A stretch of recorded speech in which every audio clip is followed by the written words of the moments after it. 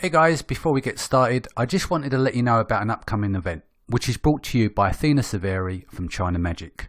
I'll be hosting a fireside chat with $1 Million Sellers with Dan Ashburn from Northbound. There won't be any silly name badges, so you're going to have to remember your own name. Basically, this is a Christmas party with a difference, to celebrate us as Amazon sellers. It's a sit-down three-course meal with an open bar at the dinner, music and networking with like-minded people. So go grab a ticket. Bring your partner, bring your friends, sellerevents.com. See you there. Hey guys, welcome back to Seller Sessions. Again, I bring back Paul Harvey. Hey Paul, how you doing? Hey Danny, good on yourself? Yeah, good. I'm looking forward to today. So to set the scene here. So basically we're going to talk about Amazon's sourcing service, but somehow it's gone from a service that they've offered and it's all led back to your front door with your sourcing agent. Which is very interesting. I mean, there's a lot of stuff going on at the moment. Like we've been talking about a few shows ago, we mentioned that someone's over for the recent season of going over to China to do some sourcing. And one of the people on one of the sourcing trips, their supplier contacted them and say, look, I've had Amazon in here with your product in hand and asking us to make that product, your product, $4 cheaper or with some change. I can't remember. So literally that brazen, they've taken a product that Amazon wants to make it. And then you've got to look at, in the back of Seller Central, you can literally punch in all your sourcing details and everything else. That's another thing. Then on top of that, if you get an inauthentic claim, etc., Amazon asks you to provide all the invoices for your suppliers, etc. Yeah.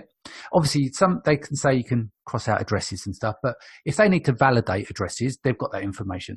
For instance, another thing, if you're clearing gating in a category, you would also provide Amazon details of your supplier. So they've done it with me on beauty products in the beauty category in the UK. They've actually phoned my supplier direct and had a conversation with my contact in the supply chain. So Amazon do get a lot of access to a lot of data of sellers, whether that's directly or indirectly, like inauthentic claims, etc. So it all becomes a little bit of a concern. There's nothing you can prove, but you've got to understand is that Amazon is a big data machine. It tests everything. So why shouldn't it test all that data that they have on hand? What a waste if they didn't have members of their team going through all of this stuff, looking for new ways to expand the business, right? Because I've had Brad Moss on the show, and Amazon are very big on whenever you channel an idea, it's got to be multi-million, if not $1 billion business before they'd even consider taking it on. Now, that's different on this side of the business, of course. But there are people actively filtering through information because you'd be, in their case, a fool not to, right? So break down your story for me now in the sense that talk me right back from the beginning. So we know it's a sourcing business. So walk me through each of the steps here. So basically, my Chinese sourcer, I've been with them now for about 4 or 5 years. And when I first met them in China, they worked out of a little garage of like 3-4 people. And now I think they're a staff of 60. So they've really, really grown. They really have. And last week, I got an email or a Skype message from my sourcer. And it's the type of message which you fear. And he said to me, Paul, Amazon contacted me. They're looking at doing sourcing and they've asked to chat to some of our clients. So I said to him, okay, well, the first thing I said to him is don't trust Amazon, but yeah, I want to talk. Yeah. And then I gave him my details and then within probably about 10 minutes of me giving the sourcer my email address, the Amazon representative contacted me. Yeah. And what I did do is that I made sure not to give them an email address which they could track me on and find my products on. Because I have so many stupid email addresses, I gave them one that kind of like a burner email address. Yeah. So that way, the guy can't come back to me. But then, so about earlier this week, I had the call with the guy, and for what it's worth, it is Amazon trying to help out. Yeah. And this guy was a good guy, and I put him on the spot and gave him a ridiculously hard time. Yeah. But basically, what Amazon wants to do now is they've seen that the biggest issues that people have, new sellers have, is that making the leap, buying from China. I mean, it's the first thing is the whole Alibaba thing. It's a whole nightmare. So then Amazon say, okay, what about sourcing? So now they're contacting all the big sources in China to understand how their MO works. Mm-hmm. And what their goal is now with Amazon is that they want to offer a portal, part of their service provider network in Amazon. And basically, this portal will give you a whole list of factories and a whole list of sources as well. Mm-hmm. So then you can go into your backend and then search for the product, find a niche, and then find the supplier right there and then. And it'll be Amazon vetted sources and factories. So it sounds like a really good idea. So they're creating their own internal mini marketplace. So they're filtering out. Yeah. Okay. Sounding like good. Their version of Alibaba almost. Yes. So I mean, it sounds good. It really does. So after he said this, he really brought it up. He says to me, "So Paul, would you use this?" And I said, "I would never touch it in a heartbeat." And I said to him, as well as I would tell my community that I would tell them all to stay away from it. And he goes, "Why?" I said, "Well, first of all, is that if I see, let's say I want to sell a kid's toy, and I find a supplier on your back end, a sourcer or a supplier in the back end, what are the chances that there are hundreds of other people that had the same epiphany as me and have gone to that same sourcer?" So that what it means then is, first of all, is that the sources or suppliers will then be just saturated, all getting the same products. And I said to him, my biggest fear is this: what if I use your service and I get a best-selling product? How long until that best-selling product becomes an Amazon Basics brand? And then you can't take me out the niche. I really put him on the spot there. He goes, "No, but Amazon don't really do that." I'm like, "Yes, they do, man. Come on." And now I got him to admit that they do that.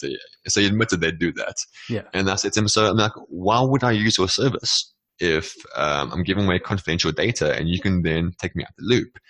He goes, "Yeah, but you understand, if we use the sourcing service or supplier service, you can then also use the Amazon freight forwarding service as well." I'm like, "Wow, that's really good, but I don't trust Amazon." And he I mean, I gave him a hard time, but he understood why. I said to him, "Listen, this is an Amazon business. It's not an e-commerce business per se. And if I give my supplier details to Amazon, you can cut me out the loop, and then I lose my Amazon business literally overnight. I have to rebuild up from scratch." And he understood that. He really, really did. But he said then also is that, "Okay, so what type of seller would do this?" I said to him, "Well, the only way I could see this being profitable for the seller would be maybe new sellers, some rookies that don't know all the processes and themes and what to do, all that stuff. So kind of like when you launch your first product, it's normally a failure. And you that's kind of your indoctrination into being an Amazon seller, is that your first product is kind of you paying your dues to learn the business model." I said to him, "You know what? If that's the case, new sellers would love the service." But I said to him, "No established seller and no seller that wants to be serious would ever use your service, because Amazon just can't be trusted for this matter." And then he said, which really frustrated me, he said to me, "Okay, but first of all, you shouldn't be selling only on Amazon. You should be diversifying." And that really annoyed me. I mean, so basically, he was saying, in a nutshell, he wasn't saying the words, but he's saying that you should be diversifying, because then if we do that to you, then you're covered because you're selling on other marketplaces on your own store. So that that speaks volumes to me. Obviously, no one's going to sit there and go, "Oh yeah, no, we'll just rape all your details." They're not going to say that. But it does make you concerned about how much information you do want to give up. And when you do, I mean, these are rarities, obviously, these stories that I have, in my years of selling on Amazon, that one situation, a concrete situation where someone has had their sample go into an Amazon rep going into a factory of their sample and say, "Can you make this $4 cheaper?"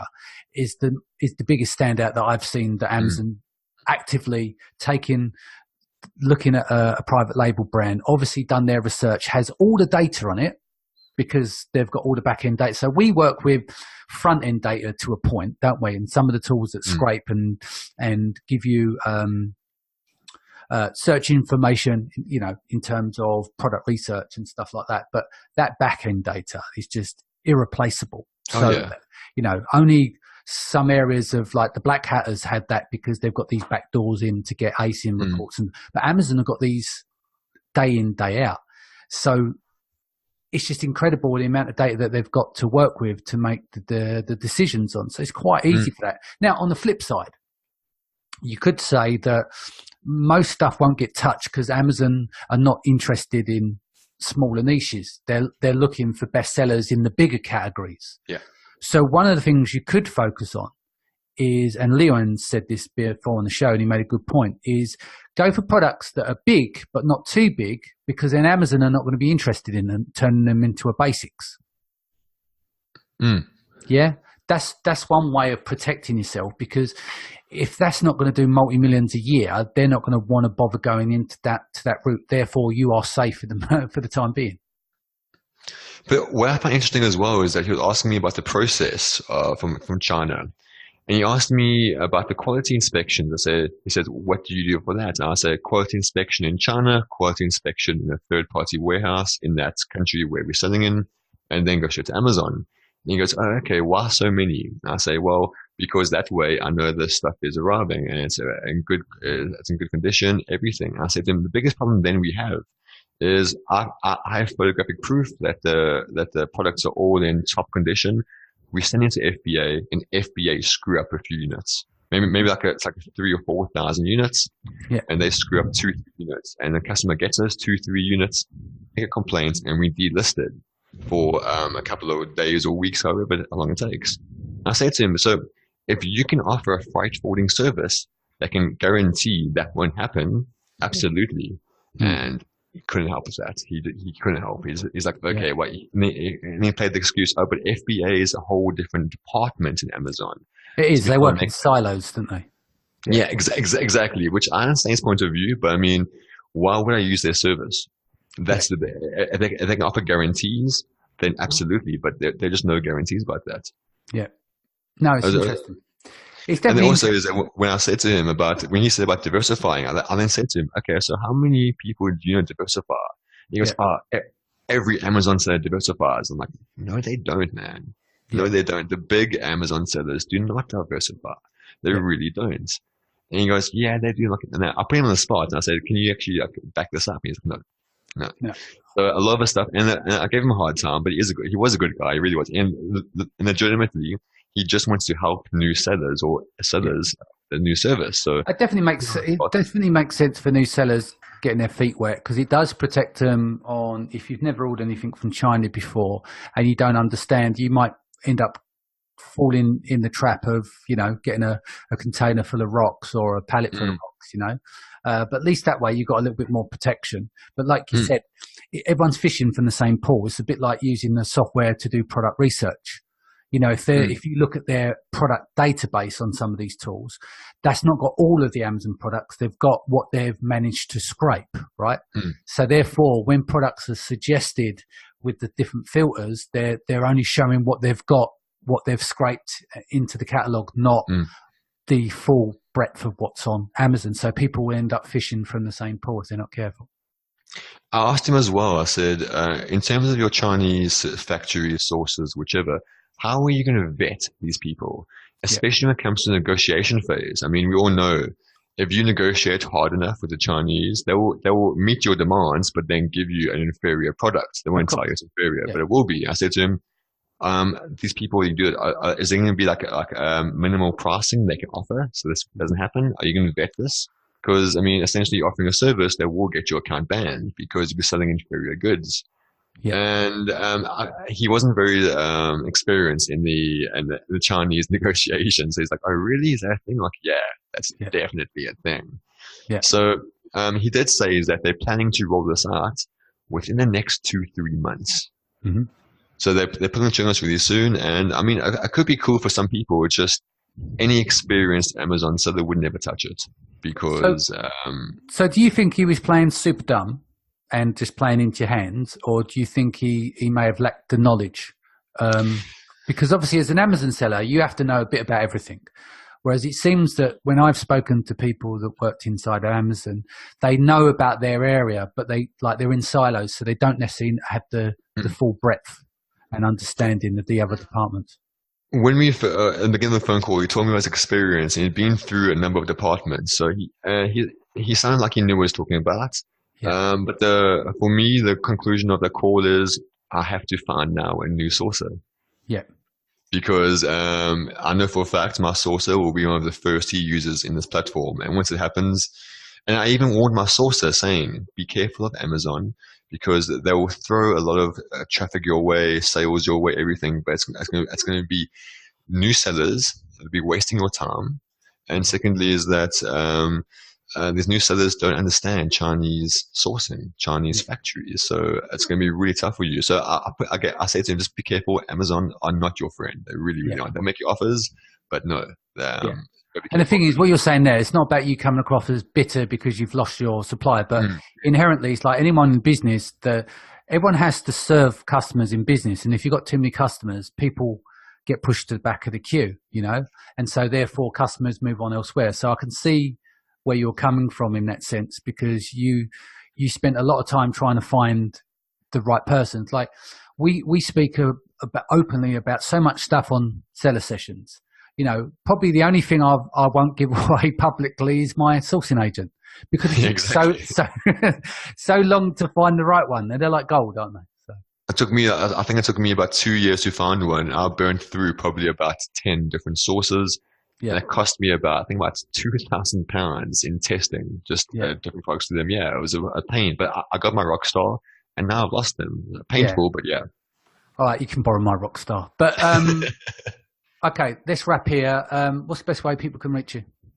Cool. So the best way to reach out to me is my website, Paul at Epsilon e-commerce, or just hit me up in my Facebook group, which is FBA Renegades. Sounds good. Guys, thanks for joining us. Paul, thank you for joining us. If this is your first time, don't forget to hit the subscribe button, and I'll see you again in the next few days. Take care.